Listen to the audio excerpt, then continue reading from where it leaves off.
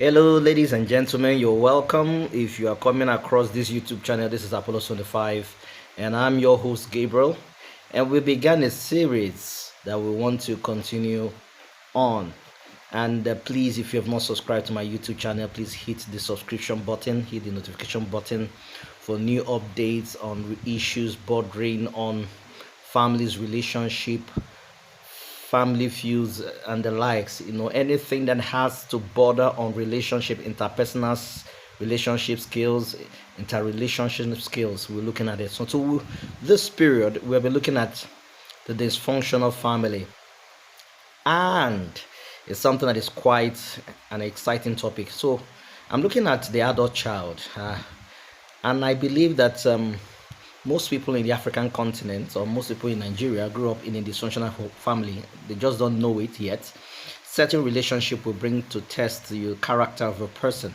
And so many times you see children, adolescents, assuming the roles of parents, begin to fed for the family, begin to fed for the home, begin to provide straight hawking, because the biological parents are not advantaged to do certain things. Sometimes it varies from family to family. You have the jokers, the ones who make the family light issues, try to make everyone excited over issues, and we never really know to the extent to which these harms have been done to our personality until when we are married and we begin to notice there are certain vacuums that are predominant in our lives. There's this sense of unfulfillment. It's like there's an aspect or a chapter of your life that is missing.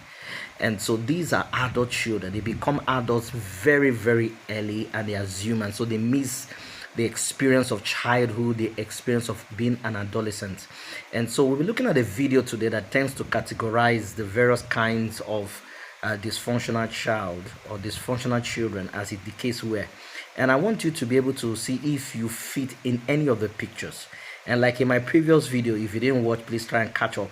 I said one of the first things to do is to watch and to listen with an open mind. Number two, stop living in denial of who you are. And number three, seek for help, medical help, psychological help, and whatever help you can to be able to bring yourself to terms with certain realities and certain changes that need to be adopted in your life. So let us watch this content, and we'll get back to you. If you had a dysfunctional family, you fit in one of these 5 different childhood role archetypes. Number 1, we have the mascot. This is the person that tries to make light of their family's problems through humor. On the outside, they may seem immature and hyperactive, but on the inside, they just feel a lot of fear, depression, and anxiety. Number 2 is the scapegoat. This is the problem child targeted by the parent who doesn't want to deal with their own insecurities. On the outside, they seem hostile, defiant. They're always in trouble because they're a rule breaker, but on the inside, they just feel a lot of jealousy and rejection. Number 3 is the lost child. This is the one that the parents don't really treat like they exist. They don't notice them at all. On the outside, they seem really shy, quiet. They tend to get attached to things rather than people. And on the inside, you guessed it, they have no self-esteem. Number 4 is the chief enabler. This is the one that's going to serve the parents' needs, even if it's impossible to do. On the outside, they seem really responsible, but also sarcastic and passive at the same time. On the inside, they just feel a lot of hurt and guilt. Number 5 is the golden child. This is the one that seems the most loved, but that love is actually conditional. On the outside, they seem like the good child, the high achiever. They seek approval, but on the inside, they feel really inadequate and don't have a whole lot of sense of self. So welcome back. We are now aware that these categories of dysfunctional children are classified into 5 groups. And some of us are adults, but still trying to relive the life of a child. And I remember something very, very crucial in my life.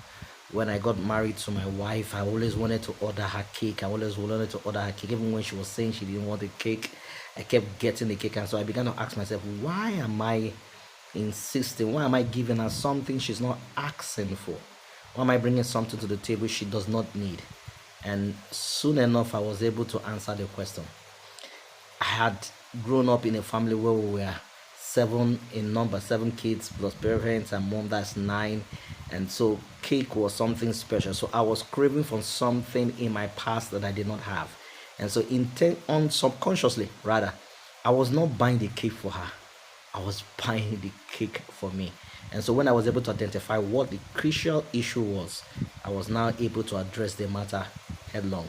So we want to hear your comments. We want to hear from you. We want to know your view, your perspective on what you think about this subject matter. And please, if you have not subscribed to our YouTube channel, please feel free to hit the subscription button as we come with fresh content next time.